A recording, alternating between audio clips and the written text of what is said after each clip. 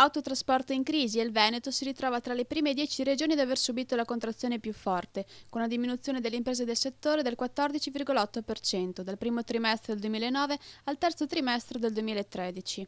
Lo attestano i dati diffusi dalla CGA, la quale sottolinea che attualmente sono attive poco meno di 93.000 aziende sul nostro territorio nazionale, a cui vanno aggiunte almeno altre 40.000 attività prive di automezzi, che svolgono quasi esclusivamente un'attività di intermediazione.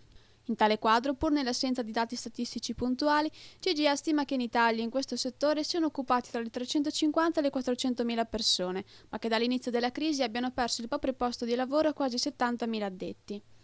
Il segretario CGA Giuseppe Bortolussi dichiara che le responsabilità di una tale decimazione vanno addebitate dai costi di esercizio tra i più alti del continente.